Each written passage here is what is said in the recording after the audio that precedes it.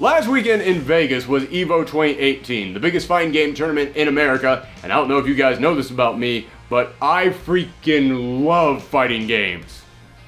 I stink at them, but I love them. I love seeing someone who has taken a game loaded with complex mechanics and boiled it down to a science go head to head with someone else who has mastered combos the likes of which I could never even dream of, and watch them face off against each other and see which one of them comes out on top. Every single year, EVO is loaded with so much drama and tension and hype. It's honestly one of my favorite events to look forward to every single year.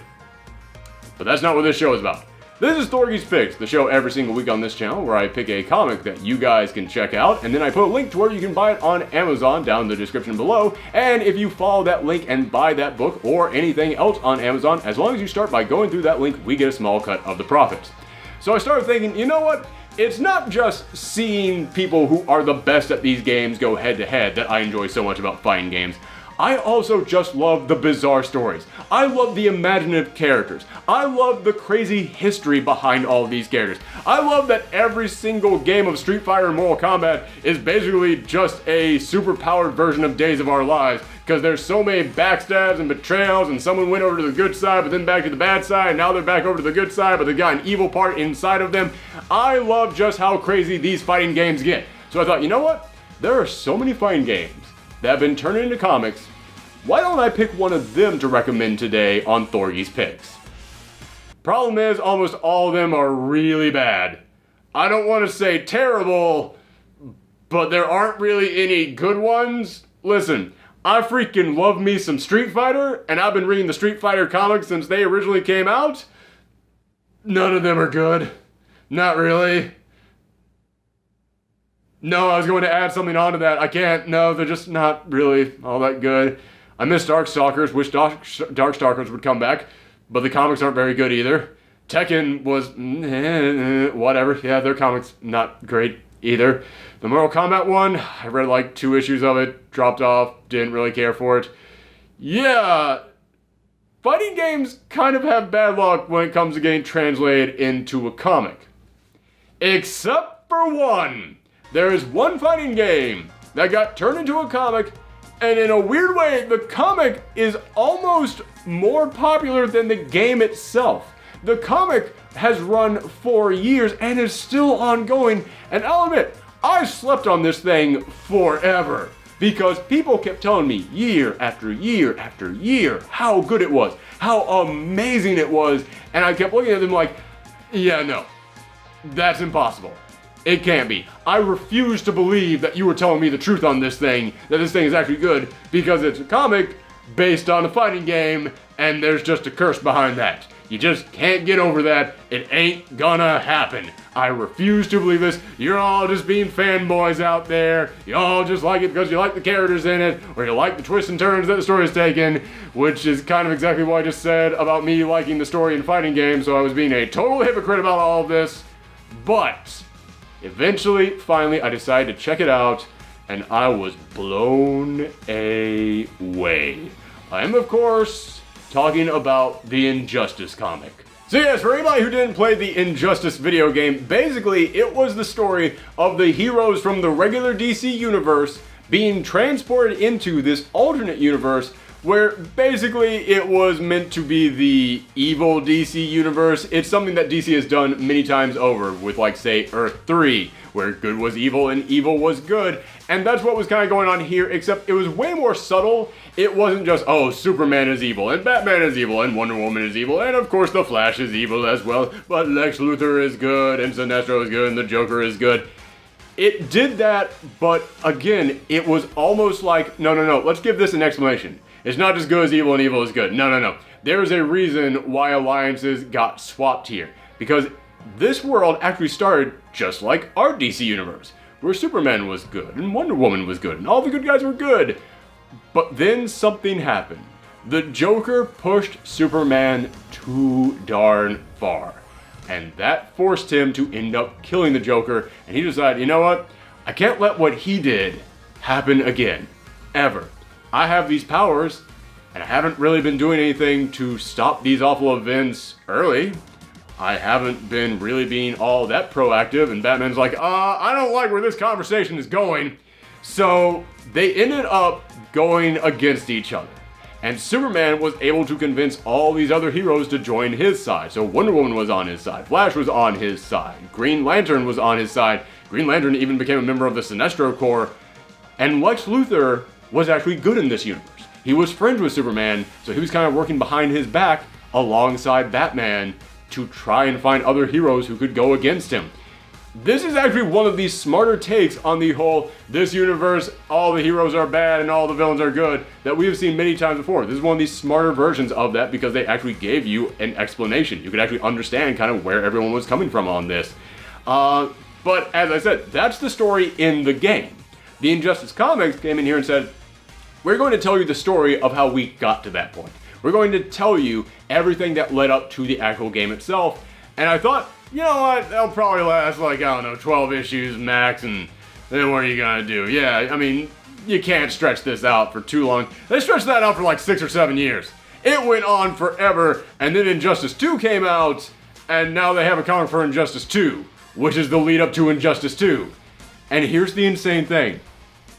They're all really damn good. Yeah, eventually the Injustice comic itself started to dip down a little bit, but started to dip down after Tom Taylor left the book. And now Tom Taylor is back on the book. And if you guys have watched this channel for a while, you know Tom Taylor is really good. I praise that guy a lot. He did the Wolverine series starring Laura Kinney as Wolverine, and that was fantastic. He's currently doing X-Men Red, and that's maybe the best X-Men book out there right now. It's so enjoyable. It really is kind of like, oh yeah, this is the X-Men book that I was waiting on. This is where he kind of exploded. Because at the time, he was kind of an unknown, which is one of the reasons they put him on this book, because it was like, yeah, the NetherRealm guys have already figured all this story out. We just have to kind of like put the puzzle pieces together, you know, no big pressure, and honestly, it's kind of just a cash grab. We don't really need this to be anything great. Just go in there, all the people who want to buy the game will buy the comic, bam, easy money. We don't need to do anything special with this. Tom Taylor wasn't having that. Tom Taylor came in here, and he said, no, if I'm working on a book, I'm gonna work on that book.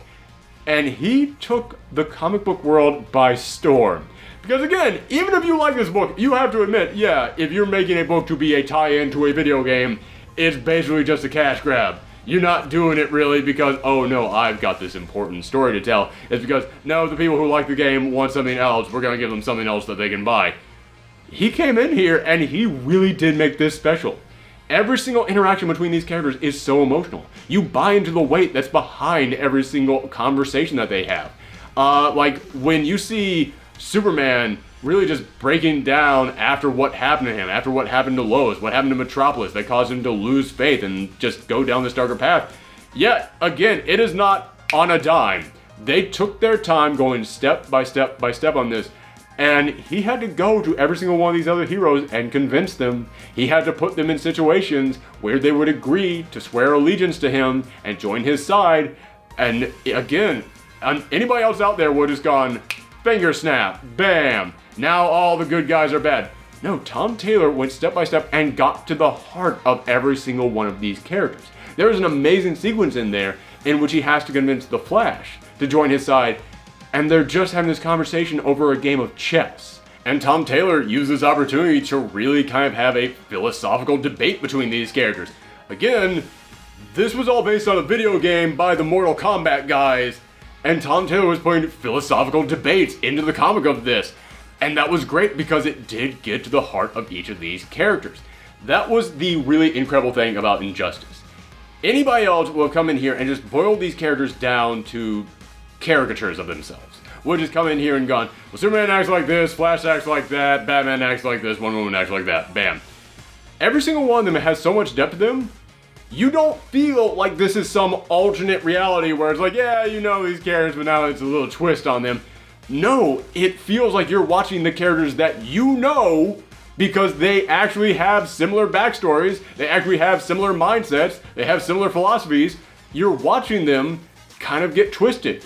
And that made every single issue have so much weight to it. And another thing that I really enjoyed, and this was only possible because this was a breakout surprise success, was that after the first season of these books, They came in here and said, this was a huge success, we're gonna keep this thing going, so we need to come up with more stuff to put in here.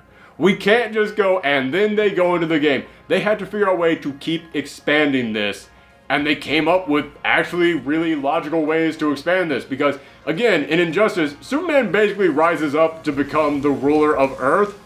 There's a lot of people you gotta go through before you can hit that point. And Tom Taylor really did kind of just think of every single step along the way. And again, it wasn't just him. I'm sure that they worked closely with the NetherRealm guys, because heck, in Injustice 2, they actually reference a lot of the stuff that was in that comic. But it does kind of make you stop and think, did you have all this stuff planned out from the very beginning, or did you come up with this on the fly because you found out after the success of this book that you were going to be able to come up with more issues of this? It really does feel to me like they didn't have a plan, but they were able to come up with one that just fit naturally. They came up with it like it was just dominoes falling into place. Like, okay, well, if Superman was rising up, I don't know, wouldn't the Green Lantern Corps show up? Oh yeah, they would.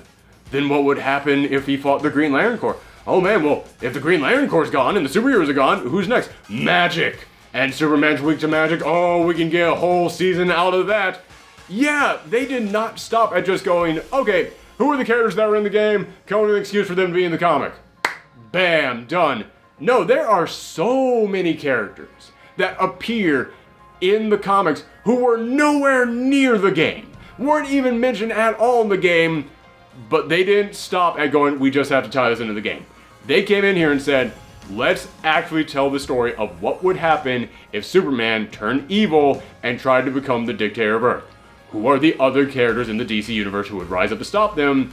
And who are the other characters in the DC universe that would join him? Let's actually think this out. And the characters that would rise up to stop him, how would they do that? Let's actually think about the steps that they would have to go through for this. And again, it wasn't just, hey, let's watch these characters fight.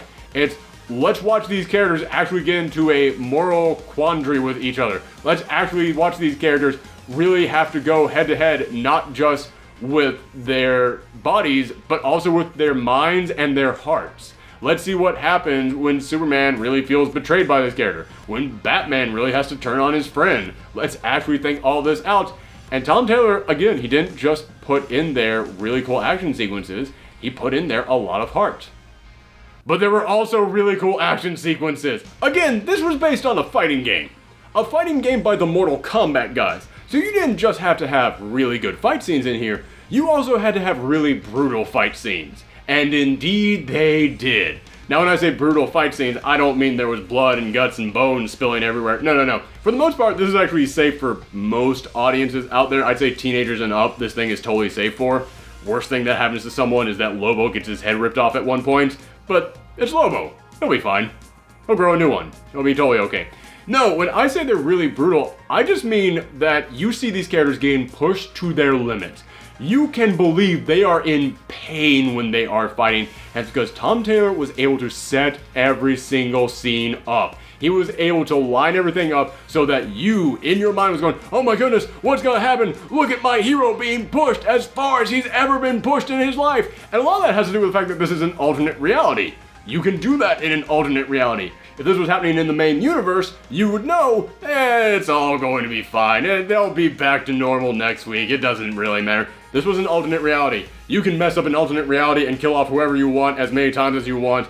Everything could stick in this. You have no idea who might actually finally take out who in here.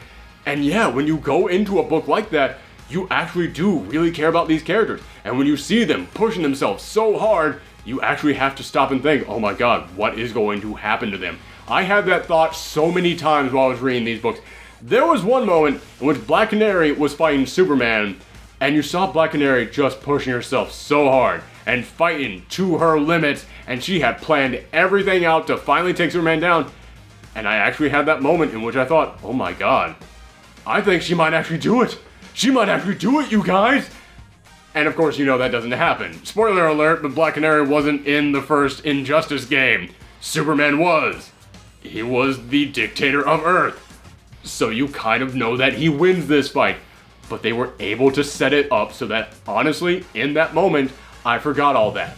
And I didn't care. And I actually sat there and went, oh my god, Is she gonna do it? Is she finally going to take down the big villain? And I won't spoil what happens at the end of that, but wow, my jaw was dropped.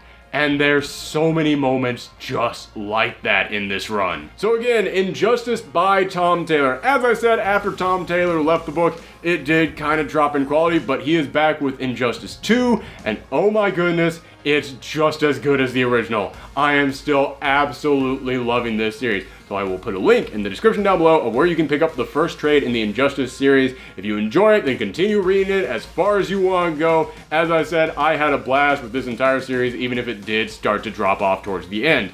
But again, if you buy that book, or even if you don't buy that book, but you buy anything else on Amazon, as long as you start by going through that link, we get a small cut of the profits. It's a great way to treat yourself and help this channel at the same time. But thanks again for tuning in, everyone. Come back next week. Bye.